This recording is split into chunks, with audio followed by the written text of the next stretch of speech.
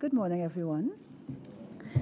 It is my pleasure to reconvene this meeting, the 22nd meeting of the Joint Select Committee on Human Rights, Equality and Diversity. And it is also a pleasure to inform that this public hearing is being broadcast on Parliament Channel 11, Parliament Radio 105.5 FM, and the Parliament's YouTube channel, ParlView. I want to welcome with us officials from the Office of the Prime Minister, the Ministry of National Security, and the Statutory Authorities Service Commission. My name is Dr. Nian Gasadoli. I chair this committee, and I'd like to invite now members of the committee to introduce themselves, starting with Mr. Parry. Hi, good morning, everyone. Rushton Parry, member.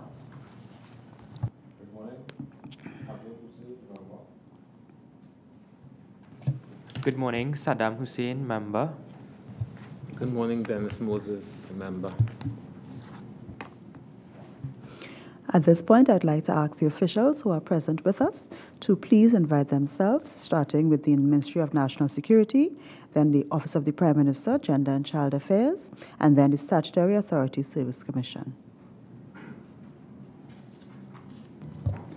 Good morning, Chairman and members of the committee. Vel Lewis, the Permanent Secretary of the Ministry of National Security. Good morning, Chair and members of the committee. Dane Clark, Deputy Commissioner of Prisons. Good morning, Chair and members of the committee. Jermaine de Graaf, Acting Superintendent of Prisons. Morning, Chair and the members of the committee. Elvin Scanterbury, Assistant Superintendent of Prisons. Good morning, Chair and members of the committee. Gavin Ferret, Legal Officer, Trinidad and Tobago Prison Service.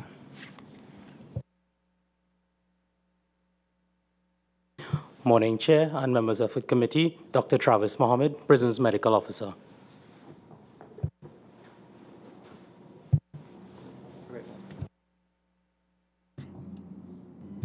Good morning, Chair and members. Jacqueline Johnson, Permanent Secretary in the Office of the Prime Minister.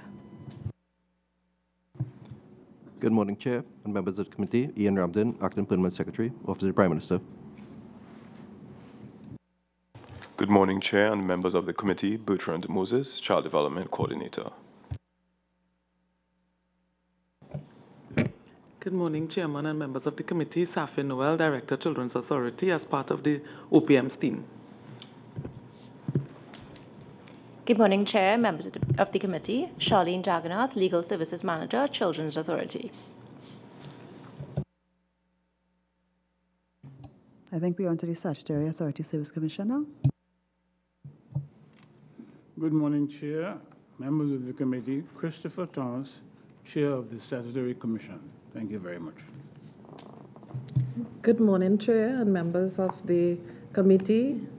Gracelyn Bola Jordan, Acting Executive Officer, SARC. Good morning, Chair. Kenneth Parker, Deputy Chairman, SASC. All right, so if that is it, I would like to welcome all of you here with us this morning. In 2016, the Joint Select Committee on Human Rights, Equality and Diversity inquired into the treatment of young offenders at YTC, St. Michael's, and St. Jude's Interim Rehabilitation Centres. The report, including recommendations, was laid in the House of Representatives in January 2017 and in the Senate in March 2017.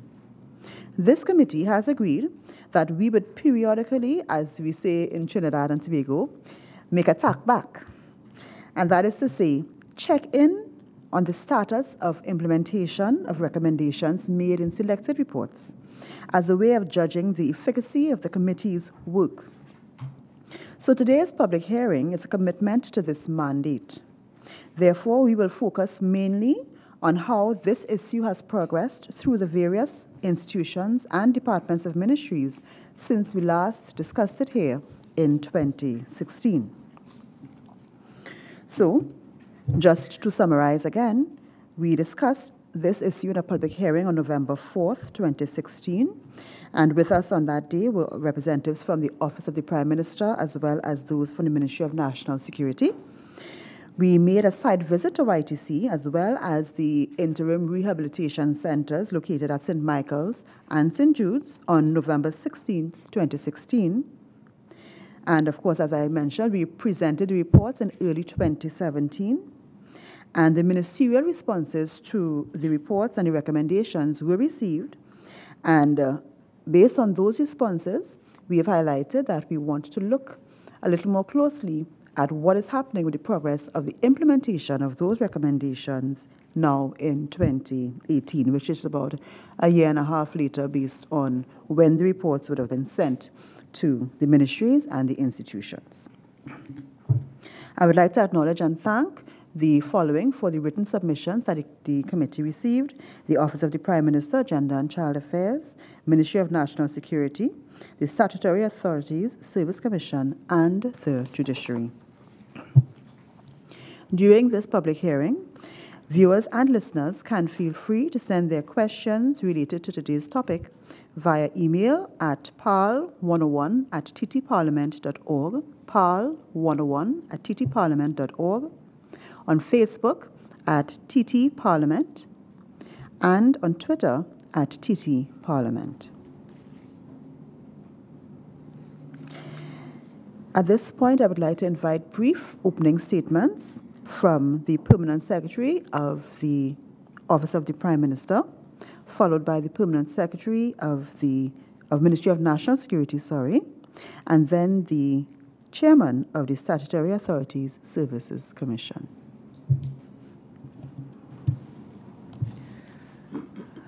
Madam Chair, the systems for the development of our nation's children is a work in progress. There are many areas which have or are being addressed simultaneously to develop the system. These include the legislative framework, the justice system, the child services system. Many of these areas continue to evolve as we see with the legislation and the services.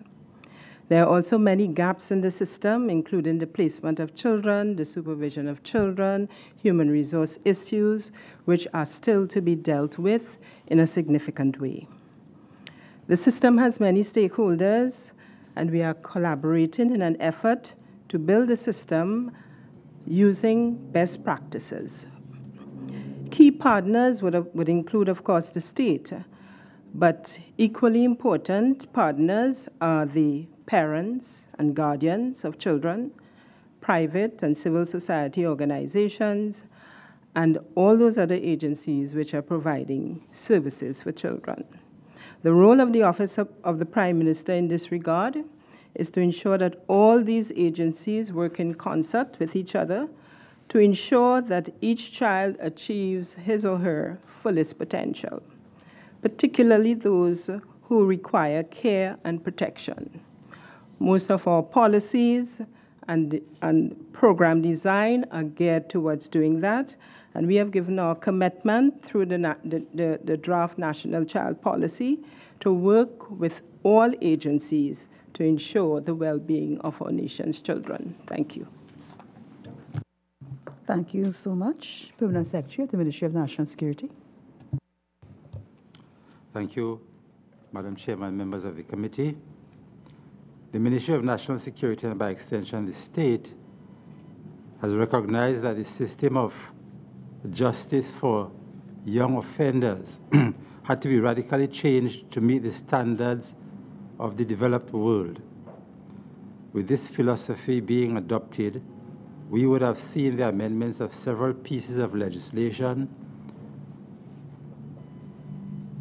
and new legislation that treat with children. Some of these include the Children's Authority Act, Chapter 4610, the Family and Children's Division Act, 2016, the Children's Community Residences, Foster Care and Nurseries Act, 4604, the Young Offenders Detention Act, 1305, being amended to the Child Rehabilitation Centres Act, number 1305, and of course the Young Offenders Detention Regulations amended to the Child rehabilitation regulations.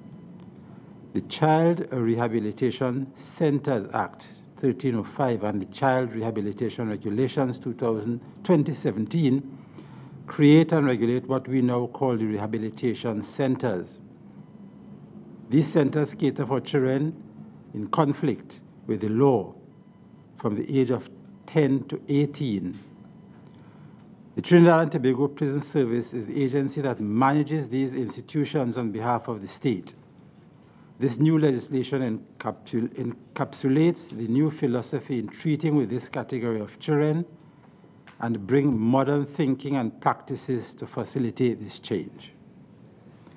I am pleased, members of the committee, to advise that at the Ministry of National Security, we already have 2 rehabilitation centers in operation that cater separately for the need of male and female children in conflict with the law.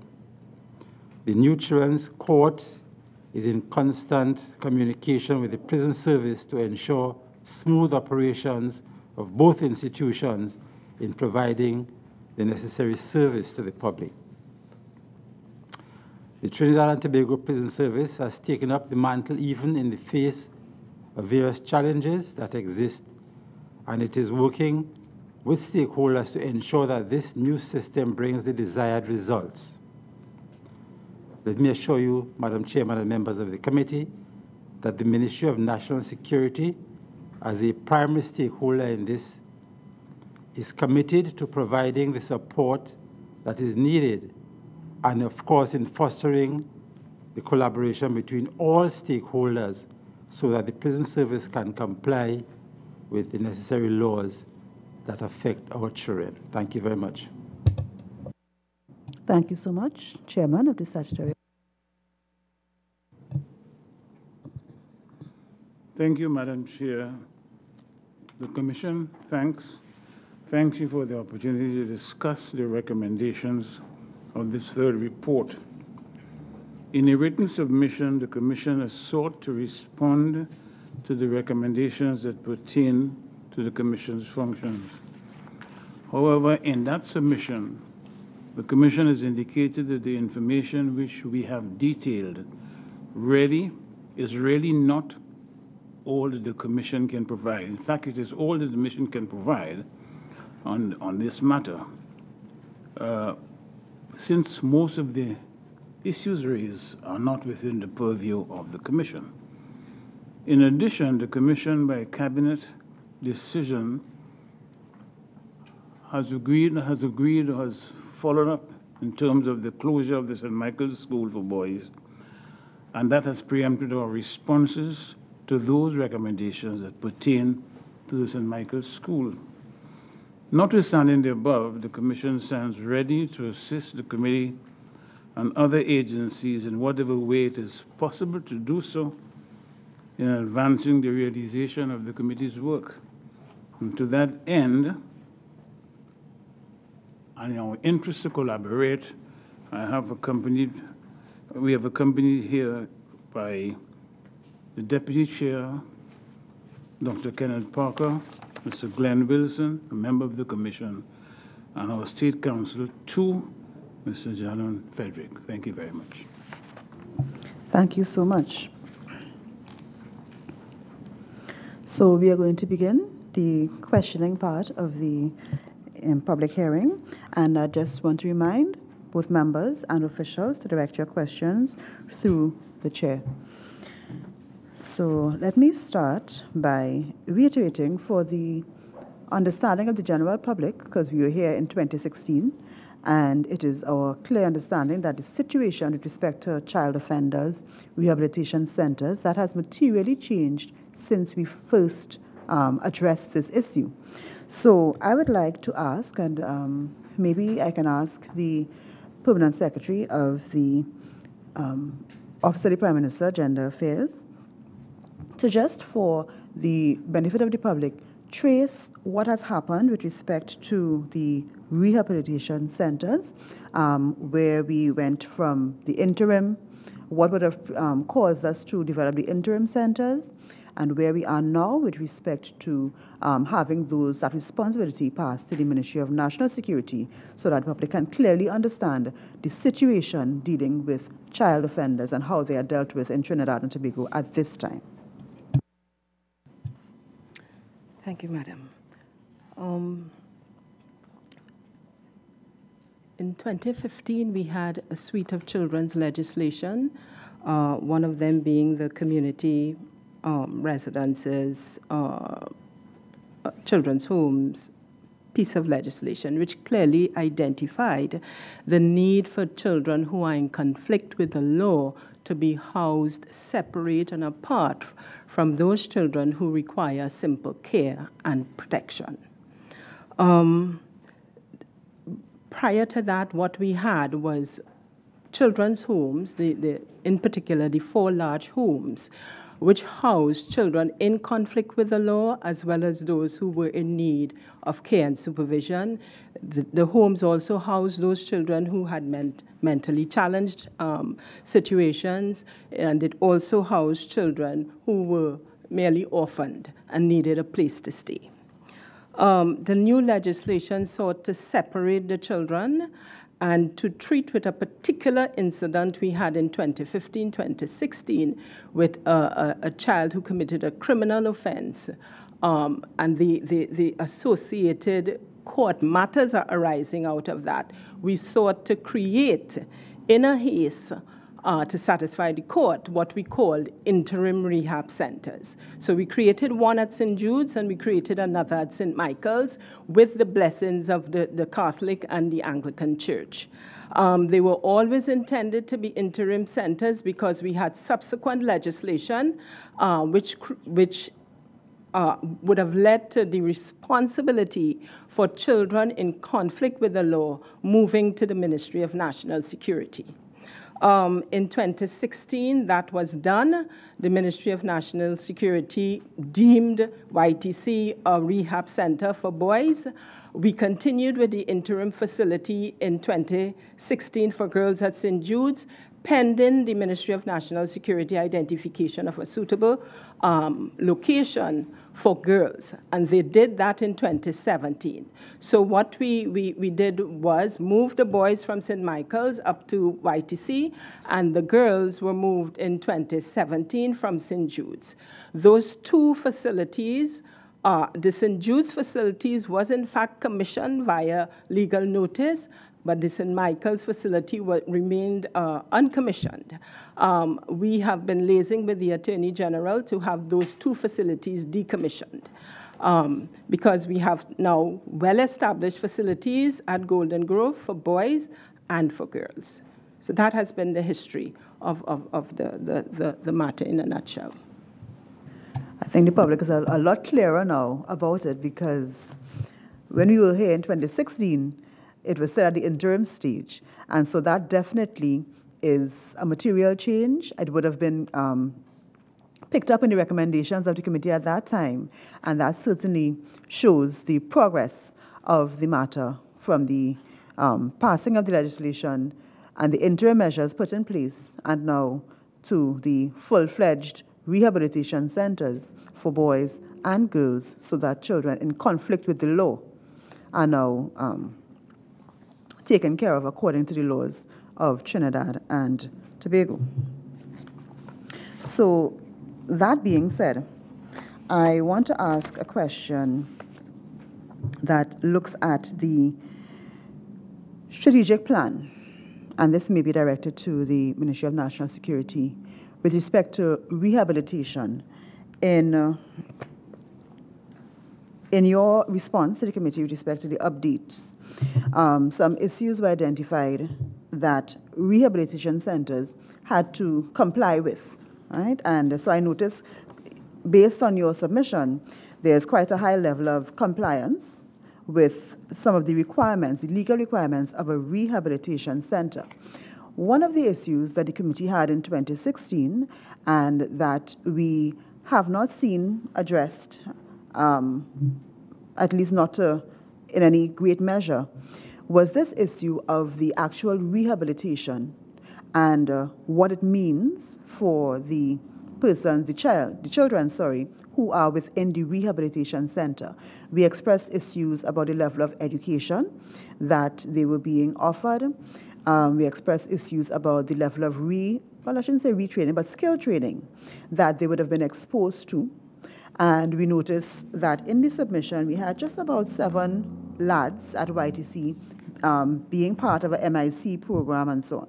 So what I want to find out is, based on the recommendations to align in some way and understanding the challenges and difficulties, the education that they're exposed to in the rehabilitation centers and what they would now be coming out when they come back into the general mainstream education system, what efforts have been made to ensure that the lads and the young ladies who are coming out of the rehabilitation centers are equipped to actually live in the outside world once they are released?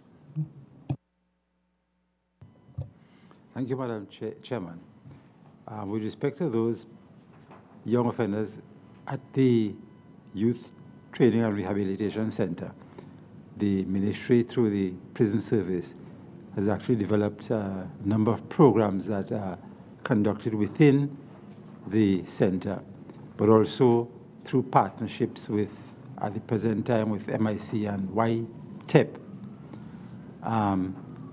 There have been some challenges in recent times with getting those programs properly implemented, and the ministry has taken a decision to refurbish a workshop space within the compound of the Youth Training and Rehabilitation Center. We've taken a decision to restore those workshop spaces so that we could have better control and better security for the conduct of those programs within the compound itself, and not expose ourselves to the challenges of getting those young persons outside of the walls of the center to have those training programs conducted.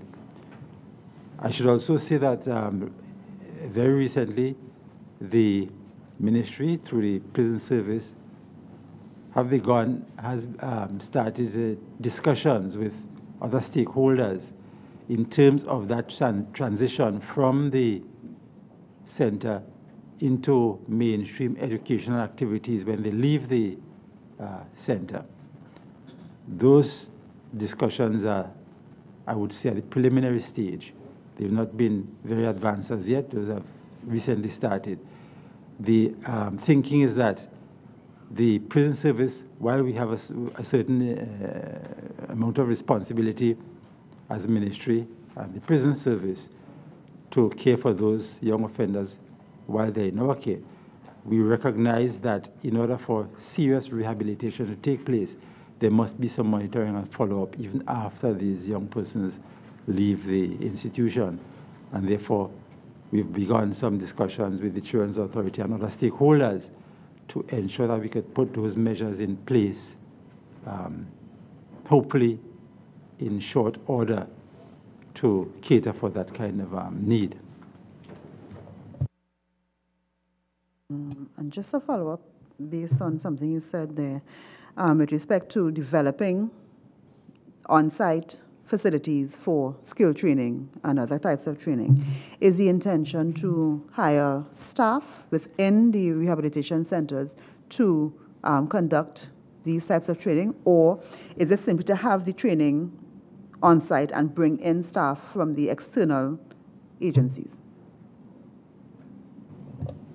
But I think it's going to be a combination of both. We do have on staff at the prison service trained and skilled persons who could conduct a number of these programs, but certainly we would have to do an assessment of the staffing, for want of a better word, need for those programs to determine who are the persons we may need to bring from the outside.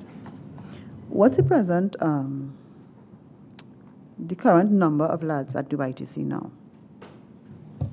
Currently there are 81 boys and 12 girls at the 81 boys and 12 girls.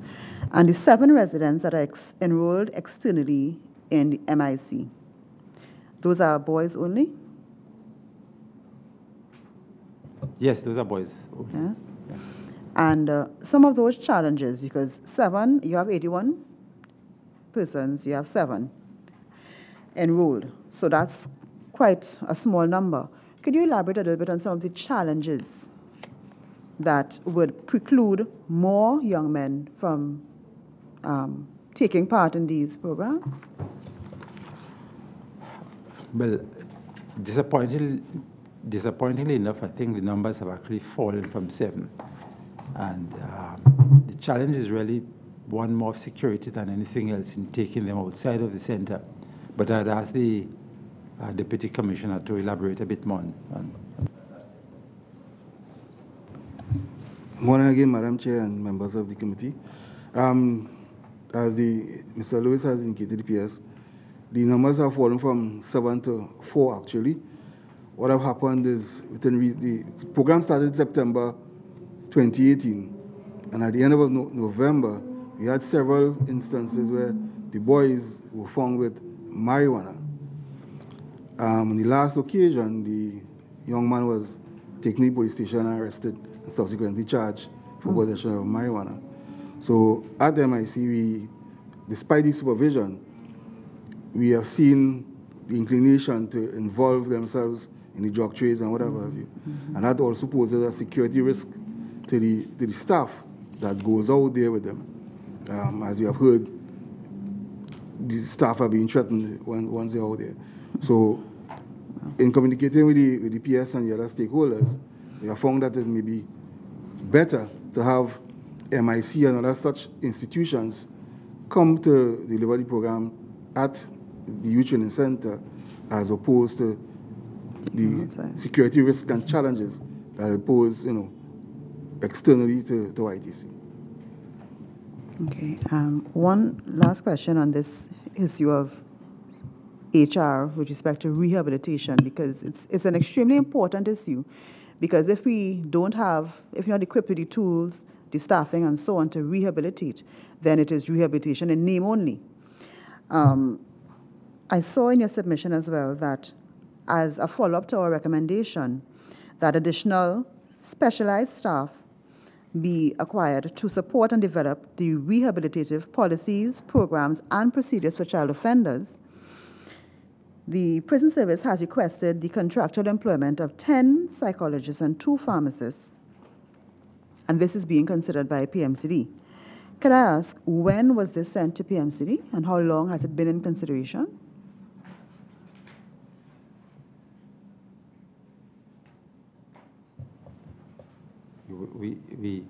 That proposal would have been sent to the Ministry of Public Administration, the PMCD. I think it's just over a month or so, almost 2 months ago. We are aware of how the PMCD works. We've actually been in contact, the HR unit has been in contact with the PMCD to try to see how we could fast-track this arrangement. So we're hoping that before too long, we would get the recommendations of the PMCD to be able to take this forward to the Cabinet for consideration. Right. And can I ask a further question? It is determined, the service determined that you need 10 psychologists and 2 pharmacists. On what basis was that determination made? Why not 5 psychologists? Why not 20? On what determination what was the criteria that would have led to the service deciding, okay, we need 10 psychologists? Do we need any psychiatrists? Do we need some more social workers? How was that determined? Madam Chair, we have Assistant Superintendent Mr. Scanterbury here with us, who will be in a better position to answer. So, Mr. Scanterbury, Mr. Scanterbury? Yeah, morning, Madam Chair. This number was determined after consultation with our resident psychologists. We have 1 resident psychologist attached to the prison now, and that's based on the client-worker ratio. So psychologists are the only class of, because the recommendation was broad, additional specialized staff, right, to be able to address the rehabilitative nature of the centers. Is it only psychologists that are targeted in this approach to get more specialized staff? Yes, for now, the psychiatrists, we have access to, as needs be, the doctor would do the referral, and we have access to psychologists from the St. Anne's facility. Because of the numbers of clients that need psychiatric assistance, then we did not, so they need to have permanent psychiatrists on board. So for now, it's just the psychologists that would assist with the behavior management and the psychological issues. We also have trained social workers, and they come out of our welfare department, so they take care of the psychosocial needs as well as the clients. How many social workers do you have attached to? Are they assigned to the assigned to yes? the Rehabilitation Centre? Could I pass that on to Ms. DeGraaf, the superintendent, the current superintendent, to give you an update information? Certainly. Thank you. Good morning again, Madam Chair and other members of the committee. Presently, we have welfare ones, we have 4, and we also have welfare officer 2, along with the assistant, the chief welfare attached to YTC. So if we count how many of them, I'm not sure if the chief welfare officer will be actually in contact doing the actual groundwork. They may do the administrative part of it. But that would be 5. So we have 5 welfare officers who would fulfill that social work function. Yes. Is that sufficient? No, it's not. Recommendations were made, and we expect to get more. So at what stage are those recommendations? Are there positions that are vacant, or is it positions that need to be created that would need to be sent to PMCD as well? Those recommendations would be made from the chief welfare officer based on requirements, and that would go to the... You understand what I'm asking? Because if you have 10 psychologists before PMCD, is it that you need, do you have vacant positions for welfare officers that you are just seeking to fill?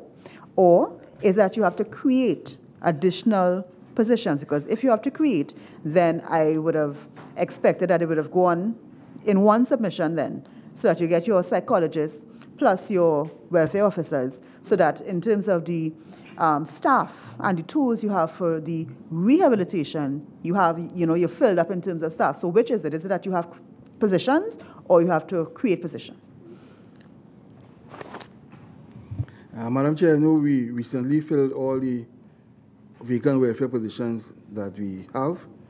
However, for this particular issue, I'm not quite certain what is required in terms of the numbers of additional social workers that we will need at the facility.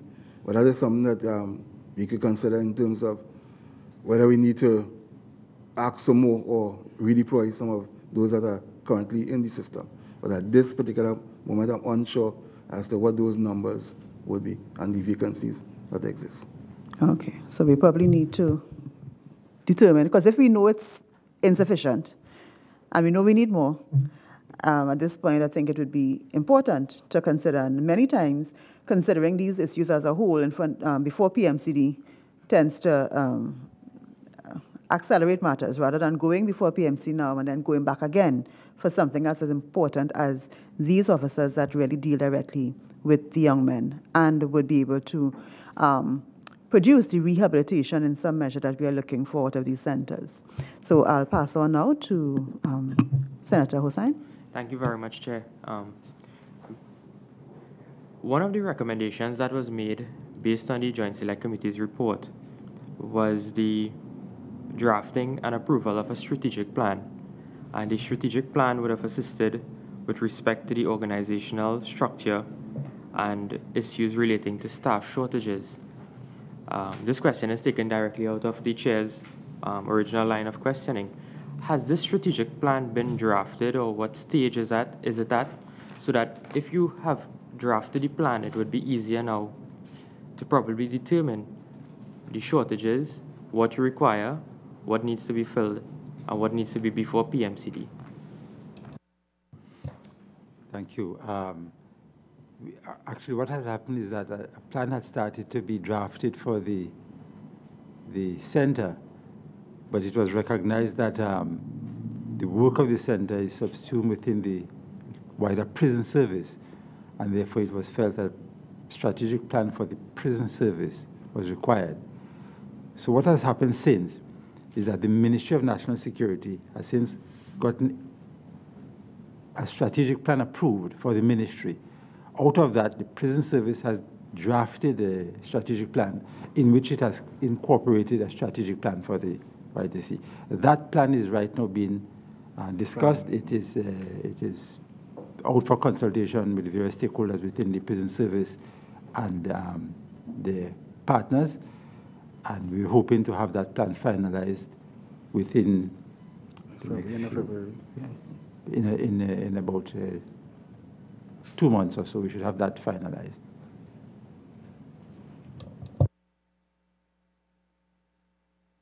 Thank you very much, Chair. In the submission, the Statutory Authorities Service Commission had suggested that that homes can supplement their human resources by drawing on the job training program. I would like to know if this has been done, if they were able to access such resources. Thank you. I think the officials, you'll got a question? Senator Moses, I'm not sure I understand the question. Yes. I said in its submission, the Statutory Authorities Service Commission had suggested that homes could have accessed, supplement their human resources, their personnel, by drawing on the job training program. My question is whether such Well, actually, would have been. That's yes is the answer.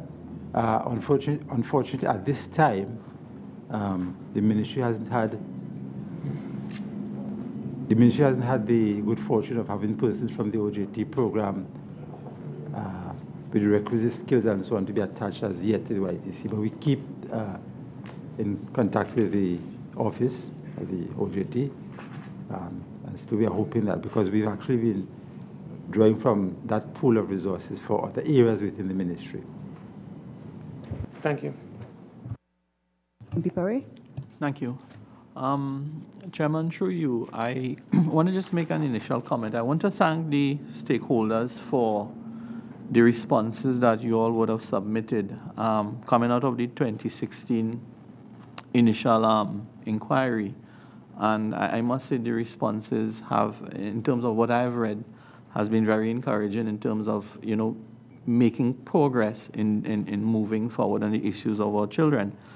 There were two things that stood out in my reading of the submissions. One, the issue around staffing and funding, which seems to be a critical issue throughout, you know, all the stakeholders in terms of delivering what we expect as a country in terms of looking after our young children. In one of the responses from the Ministry of National Security under question number 6 concerning, you know, remedial teaching methods, the issue of monitoring, in your response you said currently no monitoring system exists given the fact there are no resources in place to monitor the transition of the labs. Now, it's children that we're dealing with, and my understanding is, you know, if you are training these children doing remedial work, monitoring has to be absolutely critical when you, I don't know if the word is released that we want to use, if when they go back out. How does the ministry plan to deal with that, taking note of the fact that the issues of funding is not available, and to reduce the recurrence of these young people coming back into the system? What's your take on this fact that there is no monitoring happening at this time? Well, actually, so I would have addressed that to some extent earlier. And just to reiterate that we recognize that that is a shortcoming. And as I said earlier, the ministry has actually begun conversations with the Children's Authority, at least, of course, which we hope to extend those conversations with other stakeholders to put in place those measures to be able to do that kind of monitoring and so on, even after persons have left the center. So we recognize it is a shortcoming. It is an area of concern for us. And we've already begun the conversation to set some things into motion for that, in that respect. You said that you're having conversations with the Children's Authority. Do you have an idea of the type of time frame you're looking at before you can put something in place to deal with that, or is the conversation just beginning? I have to admit, yes, the conversations are just beginning, but already there are some, what should I say, some ideas, for want of a better word, that have been put forward for how we could treat this. We are hoping to meet soon again to, if you, for want of a better word, to explore those ideas and to come up with concrete recommendations that could be implemented. Does the ministry use any type of best practices from other jurisdictions? Because I'm sure we are not the only one that are walking this path. Have the ministry looked at best practices from other jurisdictions to help push that conversation along in terms of the opportunities for monitoring? Certainly, actually, in some of the conversations we've had, we've already begun discussing how other developed countries would treat with this particular issue. So it is one of the areas that we would want to certainly look at in coming up with whatever measures that we are proposing to put in place. Finally, on that point, is there, or do you see any role of NGOs, community organizations, in partnering with the Ministry of National Security in assisting with that monitoring of the lads that are coming back into the system? Has any conversation been made with community organizations in that matter? Certainly, I could see a role for various private sector or community groups and organizations in this. We haven't had those conversations as yet. We've started with the state agencies that will have some responsibility in this area. And I'm sure that eventually those conversations should take place. Lastly, I'm sorry about this. Just as an example, we had some issues in Mayaro Secondary at one time with some children who ended up in a serious brawl and ended up in a canal and so on with some fighting issues. And one of the things that we tried to do, rather than look at suspension, speaking with the principal and the various agents in the Ministry of Education, I asked the Lions Club of Mayaro if they would be willing to take these kids for like 5, 6, 7 Saturdays and work with them in terms of having the ones who are fighting amongst themselves to work together on projects within the community, working in homes with elderly people, to do two things: to resolve their personal issues, and two, show some care in your community. And the one time that we did it, we had a considerable good experience with it, and the children were back in school with no further issues. So that's why I asked whether communities can get involved, NGOs can get involved in pushing that monitoring along. Thank you. Thank you, Madam Chairman. I take note of that, and it's something that we certainly want to consider. Just before I ask Senator Hussain to come in, I wanted to get the perspective of the Children's Authority on this matter, seeing that the discussion is happening between the Ministry of National Security and the Children's Authority with respect to that monitoring aspect, especially for those who are in that transitory state. What perspective can you put on that issue? Thank you, Madam Chairman. What I can say is that who is best placed to monitor a child will determine where the child will be. Sometimes it may be the school social worker. Sometimes it may even be the child probation officer out of the probation department, or it may be the Children's Authority. So it's really not necessarily just one agency. It really has to do with where the child will be going and what are the services the child is supposed to be accessing post their YTC stay. And that will determine who will be best placed to, even if it may be from within the community, who will be best placed to monitor this child. And also the level of risk the child shows for reoffending will also determine the most appropriate agency to monitor that child. So it's not just one agency or one type of professional. It's really case by case and looking at the merits and the elements within a specific case. And that's how the Children's Authority views it. Also, if it is the Children's Authority wishes to monitor a child, you find we prefer to get the oversight of the court via supervision order. So those are things that can be sought just to legitimize the activity of the monitoring and to ensure compliance when the monitoring occurs. Now, contingent on all of this discussion is that the person that transitions out of the rehab center is still a child? Most certainly. Most certainly.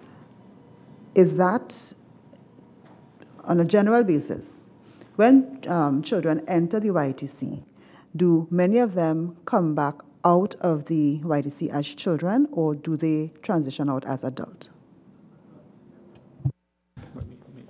As adults, over 18. So, therefore, the whole issue of monitoring then takes on a different dimension, because these are not children, by and large, anymore. These are now adults that are transitioning. But I know that in the prison service, isn't there a program that deals with release? When somebody's going to be released, there's some type of program that takes place for them? We have a pre-release program that in the last few months, the welfare, other departments get involved, connecting with where the child's supposed to be going after discussion would be had with parents. So that program prepares the child for release. And once released, the child might be an adult at that point. Well, but of transition, it's an adult at that point. What are there support services where the child can, well, the adult, the now adult, who was a child in the rehab center, are there services that that person can now reconnect with some of the support systems that they would have had while they were in the rehab center? Post the program that helps them to rehabilitate, to enter into the mainstream society again. From the prison service, we don't have a program for after. Madam Chair, if I may, under the new legislative framework, children can stay at the rehabilitation center much shorter. So you find before, they would have been committed until age 18. Now, what you would find is that they can have shorter stays at the rehab center. And so the discussion about monitoring after they stay at a rehab center is still a very relevant one. Okay, yeah. Understood. Senator Hussain? Thank you very much again, Chair. Through you. Can you explain to me what happens to a child who attains the age of 18 while at the Youth Training Rehabilitation Center and his matter is still before the court?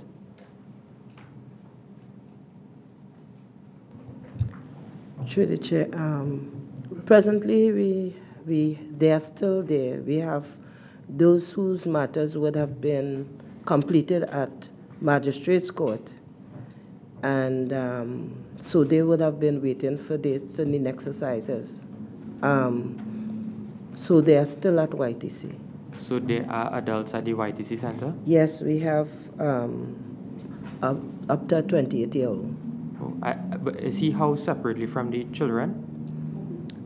Yes, we have them separated. We have them in, based on the classification, we have them, like, if they're for capital charges, they are the ones who are mostly over 18. Okay. Also, earlier on, I got some statistics that there are 81 males and 12 females currently at the center.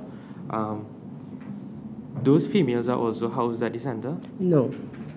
They are separately at Golden Grove at a different location. So it's a new building that was constructed or somewhere? It's a remodeled building, yes.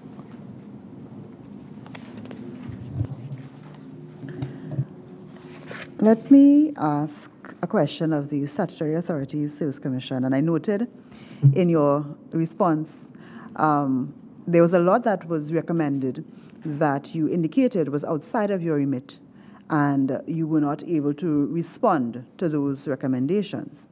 And if I follow closely, your commission has the power to appoint, transfer, promote, remove, and exercise disciplinary control. All right? So some of the recommendations dealt with training, capacity building, and so on. Is it the view of the commission that this type of function, though outside your remit, should be included into the remit of the Statutory Authorities Service Commission, if that were possible, and by legislation and so on? Is it your view that that should form part of the function as well, in as much as you are expected to discipline? Would it be something that you think would add value to the Commission's work? Madam Chair, I didn't quite understand whether you're referring to the training component of the mandate that the Commission has. It is my understanding, and you can correct me if I'm wrong, maybe I got the wrong understanding, that the Commission is not involved in any way in training or capacity building. Is that the correct impression I have? Yes. Madam Chair, the Commission has decided to work with the entities in relation to training of the staff that is sent to the Commission in terms of the performance appraisal report of the persons under their care. But outside of that, the Commission does not do training because it is not part of the function or the mandate. Right. So that's what I'm asking. It's outside your function, outside of your mandate. And I'm asking, do you think that function would add value to the work of the Commission? The inclusion of that is now outside of your mandate. It is not a question that we have addressed, but I would say that you do have a situation where we do not have the direct type of connection or relationship with continuing persons at the home. And it would be very useful if the training component could be expanded somewhat to include that kind of integration. Understood. MP Perry. Thank you, Madam Chair. Through you. In just browsing through the legislation regarding the Children's Community Residences Rehabilitation Centres, Section 8 and 9 identifies all the requirements for these rehabilitation centres with regards to furniture, sleeping accommodations, recreational materials, facilities, and so on. Now, in the Ministry of National Security submission under question, I think it was 11, one of your comments was that financial constraints and infrastructure challenges, that is the physical resources required to house the resident staff and other services. I want to get a feel of, in terms of the rehabilitation centers, based on what the legislation is asking that these rehabilitation centers be outfitted with, what percentage of that has been done in those rehabilitation centers, to the best of your knowledge? Whether is it 25%, 50%, 80%? How far along are we in terms of meeting what the legislation has required us to do?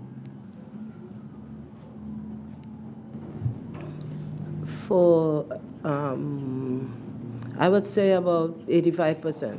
About 85%? Yeah. So I would think we're in a good position at 85%. Yeah. Although the constraints of funding. Is there a plan of action to bridge that 15% right now in terms of what's missing still? Is there anything in place that you're working on? Yes, there's a plan of action. Duration, what time frame in terms of being able to see that fulfilling of the legislation? I don't have a time frame. Requests have been made and forwarded. Work in progress then? Yes. All right, thank you. Mr. Hossain. Okay, this is to the Ministry of National Security concerning vocational programs which would be carried out by YTEP.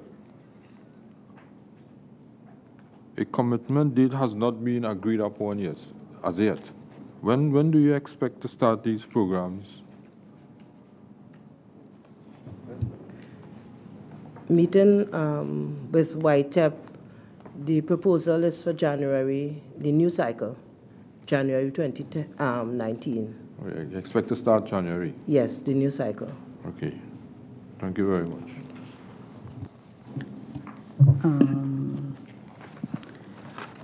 I think this goes to the YTC, your prisoner officials. One of the recommendations, recommendation 4.15 of the report, the 2017 report, stated the creation of human resource policies that provide for the expeditious investigation of abuse reports. And this is with respect to abuse of the children within the Rehabilitation Center. And based on your response, it seems as though there is now a complaint procedure or policy, and I'm asking, when was this produced? And have you seen the progress of the use of this policy with respect to how cases of alleged cases of abuse are dealt with at the Rehabilitation Center? There's a complaints, official complaints procedure. And yes, because once a child make a complaint, it is addressed, and then as the superintendent, we have whatever action is taken. Was that a recently developed policy? No. It was developed under when Mr. Scott was there. Yeah. So. How long ago was that developed? Madam Chair, may I clarify that for you and the committee? The complaints procedure is part of the regulations, the Child Rehab Center regulations at Section 48, and it spells out the procedure that is needed or that is required when a complaint is made by a child, an officer, or any other visitor to the rehab center. So it's provided there in law. Okay, understood.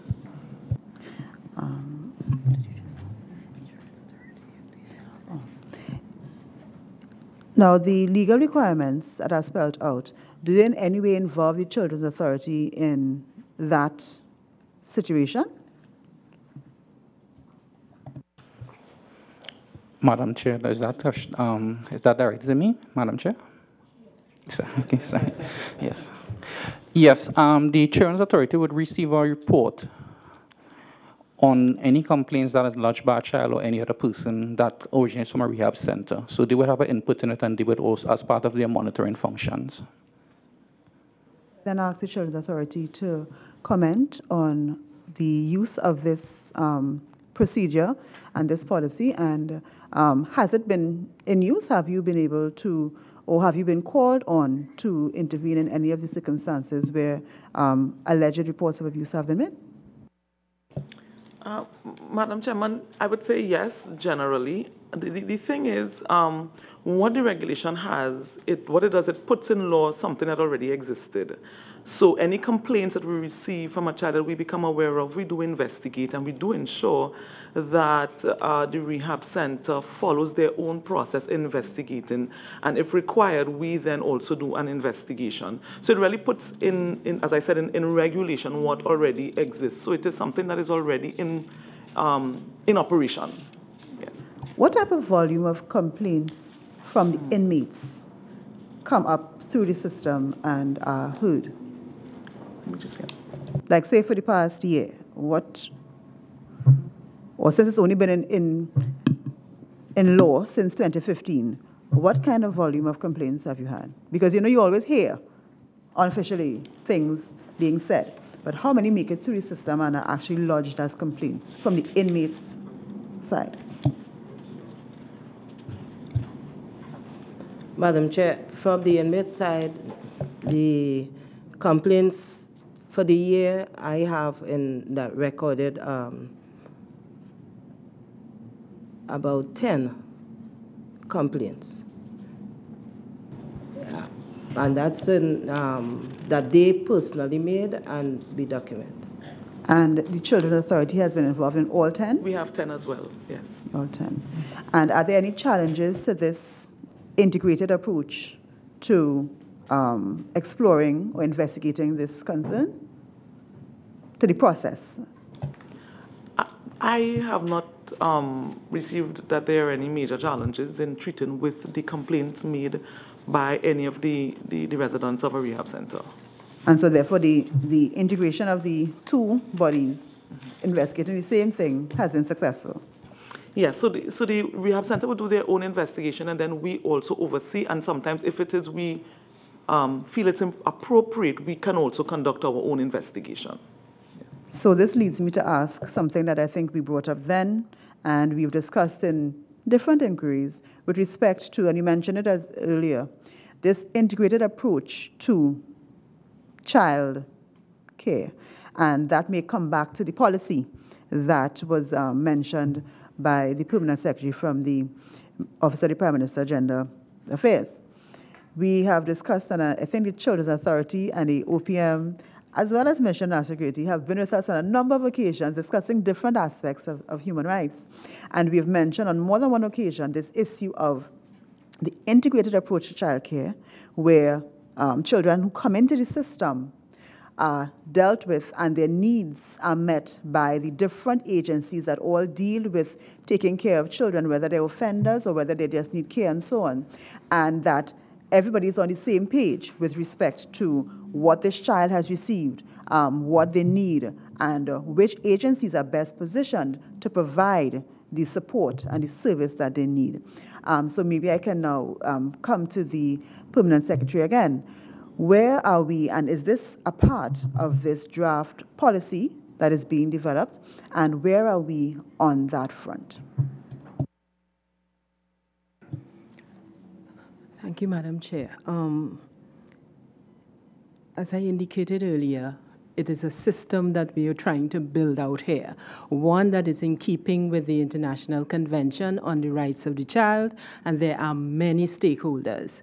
The national policy on the child is being designed to ensure that this collaborative effort continues as we develop the system in a more comprehensive way. It's not only the Ministry of National Security and the Children's Authority, it's also the Ministry of Social Development, because they have a key role to play in the parenting policy and the families policy. So we have a draft policy in place. We are going to take it out to consultation in January of next year. And hopefully we will be able to finalize it within 3 or so months. We have gotten the funding from through the annual budget to do our consultations and to finalize that policy. We have gotten a considerable amount of help from the United Nations, and so we're way advanced in terms of having a policy in fiscal 2019 ready. And this is separate and apart from the system that you're trying to build out? The policy will really govern the system for the development of children, including those in need of care and protection, those who have disabilities. It's wide-ranging. Well, I want to say that I really want to commend the ministry for pushing it forward. I know policies sometimes are tricky things to finalize and to pin down, but certainly as a marker for drawing a line in the sand and saying this is where we want to get to. And of course, there's going to be a lot involved in implementing some of the recommendations of the policy and so on, but it really is a very necessary step, and we look forward most definitely to this coming into play and then the development that comes from that to the point where we can identify a child and say all of these things are how we have impacted and supported this child, and everyone is on the same page, because I think all of us agree that this is where we want to get to so that our children can have the best of the services that are offered to support and develop them. I'll take MP Pare and then... Thank you, Madam Chairman. I just want to touch on the issue of Regulation 19 in your submission here, where you indicated, this is the Ministry of National Security. I wanted to get a bit of understanding on this individual care plan that the regulation insists that must be provided for each of the residents that comes in to the rehabilitation centers. And you've indicated that for all 4 items under that piece of regulation, you have had a positive response. Can you share with us a bit of what this individual care plan is about, and are you meeting that requirement for all the residences as of today?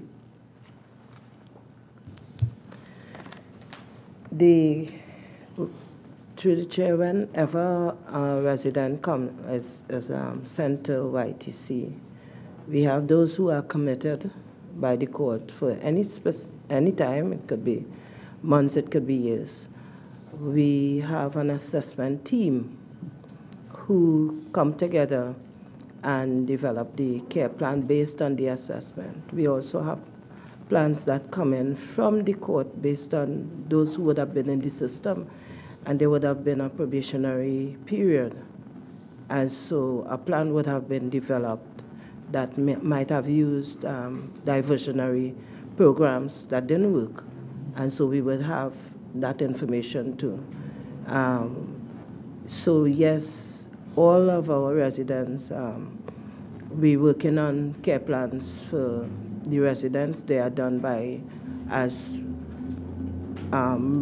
recommended by the benchmark, by the welfare officers are the ones who do the final plan that is forwarded. We have to send them to the courts too.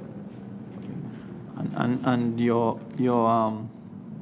in terms of funding and so on, has that hindered the implementations of those care plans in any significant way, or are you managing with the existing funding arrangements that you have at this time? Part of some of the plans are vocational the trades, and the issue with the VOCTEC, the refurbishment of the VOCTEC building we might have a little problem there. Okay, but you are satisfied that the care plan programs is working effectively? You all are achieving the results that you're expecting? Yes, we have okay. been. Thank you. And Senator Hussain. Thank you very much again, Chair. Now I'm looking at the Ministry of National Security's submissions, and under the rubric of the regulations and the compliance, I see that there's the Advisory Board and Discharge Committee. Can you just inform the committee of what this Advisory Board and Discharge Committee is?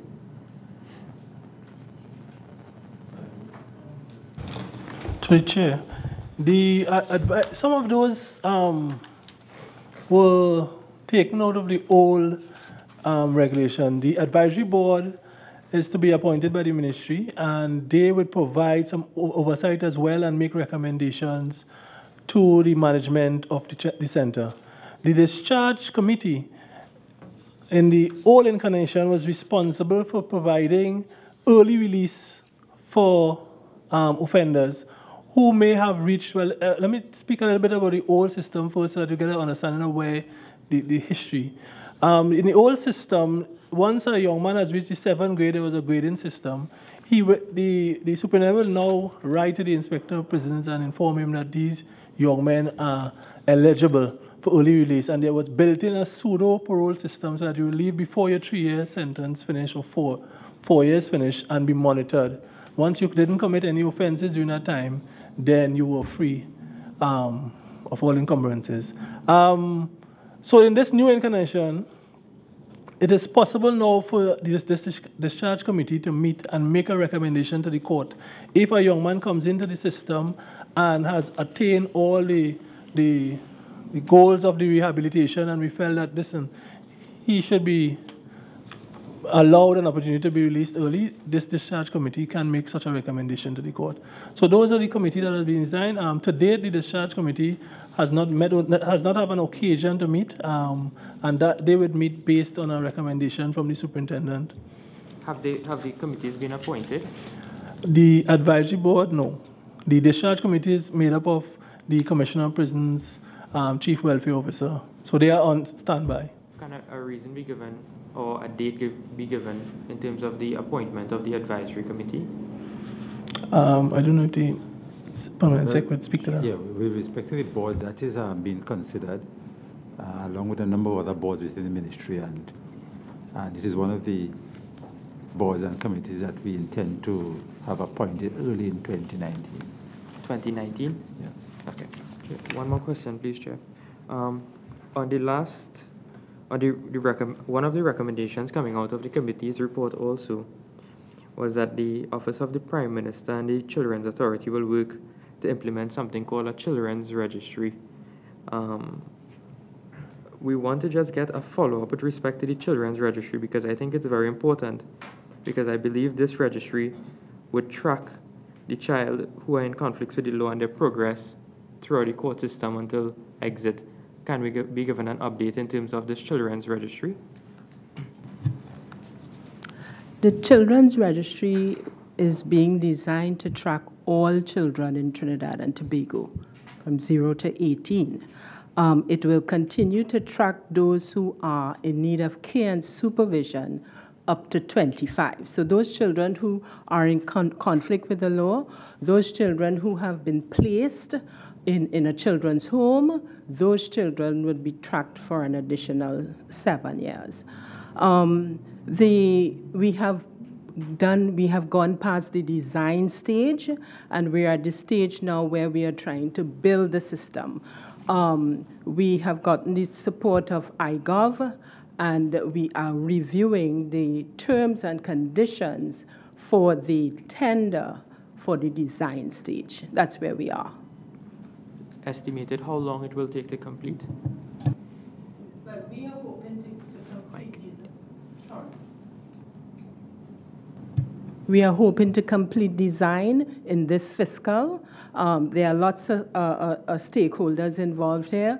The Ministry of Education is one of the key agencies here. They will be required to treat with the National Registry in a significant way, because that's how the registry is being designed to ensure that children achieve certain standards as they age. So once you once we see a child not achieving the standard, it's an indication or an alert for an agency to come in to treat with the child's needs. Yeah? So we're hoping to complete design in fiscal 2019 and move on to implementation. Thank you very much. Thank you, Madam Chairman. Just as a follow-up to Senator Hussein's query, you said that this registry will be tracking all children, just not those who enter the court system. In terms of the pool of data that is going to be put into that registry, where is that? Who is going to be speaking to that data? Where is that data going to be coming from? Is it going to be from the Registrar of Births office in terms of, as a child is born, it goes into the system, the school system, following progress academically and so on? Is that the way how the registry is going to work? The registry is essentially designed that way to capture the data from the Registrar General. In fact, they are a critical member of the committee. So it captures births, it captures deaths. It would also capture those children who have gained citizenship by having Trinidad and Tobago parents. Yeah? There are some other sources of data that we will need to include there. Immigration, for example, to capture children within our jurisdiction who we need to care for. Yeah? So it captures that data. In terms of the data that, and I think the data coming out of the schools would be very critical in determining some of the issues that the child may be experiencing. Have any conversations been made with like tutor and so on? Because I know sometimes teachers are already burdened with so much work. A class teacher is the one who may be the best suited to identify issues with a child and raise red flags and so on. Have any communication been made with those stakeholders in terms of capturing that data?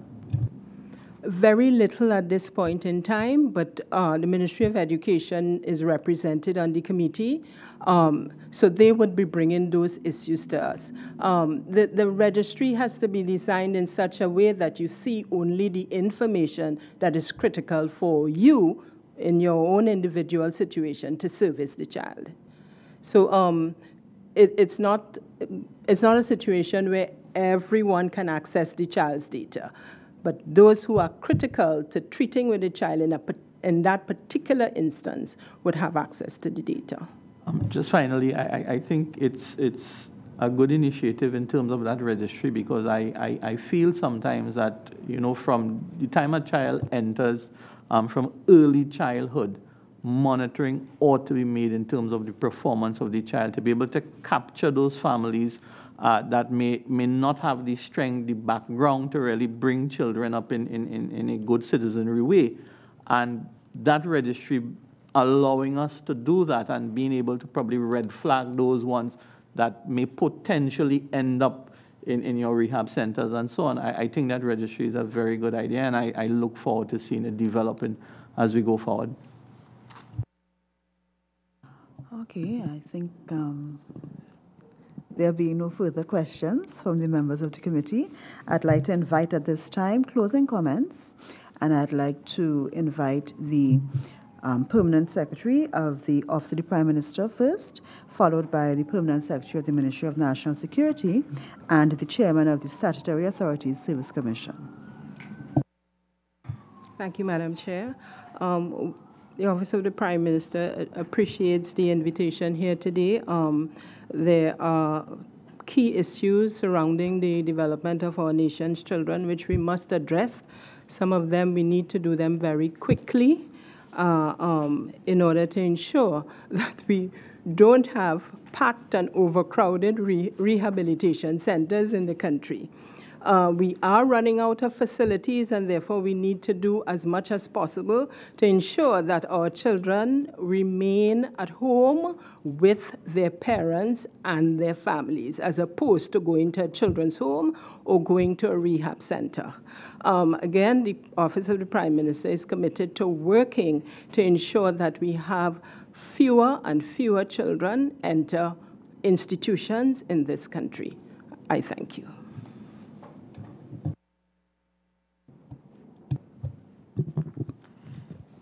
Madam Chairman and members of the committee, like the other stakeholders here, the Ministry of National Security is pleased to have been able to assist this committee in its work, in its deliberations. We continue to strive to make every effort to do what the Ministry of National Security can do in treating with the group of child offenders in our care. We continue to give the commitment to our stakeholders to continued collaboration and cooperation in this regard. And finally, I want to thank the committee for the recommendation it has made to the ministry that has assisted us in improving our own operations. Thank you very much. Chairman? Madam Chair, for me personally, this has been a very interesting introduction. We believe that the Commission can play a more useful role dependent on what develops, but we want to express our continuing collaboration and in any way we can assist within the context of our mandate or any enlarged mandate that is so designed. Thank you. Thank you so much. On behalf of the committee, allow me to congratulate all of our stakeholders who are here with us on this particular issue for the progress that has been made, and I think there's just being able to transition out of the interim stage into the rehabilitation centers. I think that's a material and a significant transition. I want to congratulate you for doing that and for what we see as the continued efforts to ensure that the young people, the child offenders, are rehabilitated and, as very importantly raised, that we don't have increasing numbers of child offenders and that the children can stay home. And so that we put things in place to ensure that that side of it is taken care of. Allow me to summarize a couple points that we would have discussed. Some of the challenges to the rehabilitation process. We mentioned very early the issue of the skills training and the process that is in place now not being suited to getting as many of the lads, especially at YTC, into a training program based on the security issues that present when they are taken off the compound. And so we are pleased to note that steps are being taken to accommodate the training at the center itself to allow more young men and the lads especially and the females that are housed at Golden Grove to take part in training programs that are integral to their rehabilitation. We also looked at some challenges that dealt with the HR issues. There's still work to be done to fulfill recommendation 4.24 of the 2017 report, which deals with providing specialized staff for the rehabilitation centres. And we note, though, that OJTs have been deployed to assist in critical areas, and so we look forward to that challenge being surmounted as well. Another challenge that we have noted is the lack of monitoring of transitioning children who are going back into mainstream society. And so we note that in some cases we are going to have that happening, maybe more than in the past. And so that is a challenge with respect to ensuring that once they are put back into mainstream society, they have the support that is needed, and we look at them more closely. Another challenge we identified is the alignment of the education received in the rehab centers with the mainstream education. With children coming back out into mainstream education, into the schools and so on, there is an urgent need to ensure that they are coming out to be able to go back into the education system and with some level of confidence. Some of the recommendations that came forward would be the completion of the national policy on the child, and we know that it's well on its way, and we look forward to the consultations that are going to happen in this fiscal year. I'm sure all of us as citizens will be very interested in the progress of this because it affects all of us in different ways. Another recommendation is the evaluation of the HR needs of the rehab centers. We would like to know that they are staffed not just with the psychologists that have been identified, but that some effort is made to increase the complement of the social workers or the welfare officers so that that aspect, the social aspect of the children that are in those centers can be addressed as necessary. We also noted that as a recommendation that the strategic plan for the rehab centers those plans really need to be completed, and so we look forward to some progress being made on that end. It has started, and we look forward to the progress being made during the fiscal. Also, coming off of the challenge of the monitoring system, there needs to be a design of a monitoring program for children that are transitioning back into the mainstream. And we note that that is one of the initiatives that are being looked at, and therefore we look forward to some progress being made on that because it is extremely important that these children don't come back into mainstream feeling as though they are strangers to the society. Another point raised, another recommendation, was the involvement of NGOs in the monitoring process for children.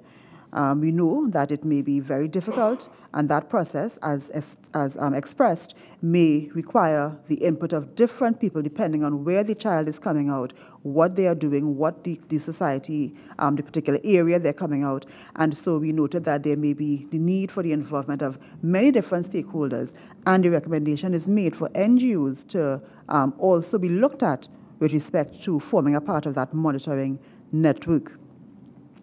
We also recommended that the Statutory Authorities Service Commission may benefit from the inclusion of training or capacity building programs, in as much as they are also responsible for disciplinary measures for the persons that they appoint. And so we recommend that this can be explored as the Commission seeks to ensure that their role remains very helpful as they would want to be to the rehab centers. Another recommendation is that this goal and this program that is being designed as we go forward into fiscal 2018-19 of that children's registry, which tracks all of our children and highlights those that have special needs, that have come into the system, whether it is the rehab centers or the need for care and support. We look forward to that being developed. I think we've spoken about it a lot in this committee, and so hearing that its design is being taken up in fiscal 2018-19, we are very hopeful and look forward to that progress for that children's registry. And the last recommendation we want to make is that the advisory board for the rehab centers be instituted, as this forms part of the legislation, and we do believe it will add value to the operations of the rehabilitation centers going forward. And so we look forward to that being implemented in fiscal 2018-19 as it is already being considered. So I really want to thank all the officials who made the time to be here with us, the members of the committee, members of the JSC Secretariat, who are always hardworking, and we do look forward to the further implementation, I should say, of the recommendations that we made in the 2017 report, and that will be made now, because this issue of children, their care, their protection is especially important to all of us as a country and to our progress as a nation as we look forward to further development of Trinidad and Tobago. So I thank you, viewers and listeners who were here with us. I thank you as well, and this meeting is now adjourned.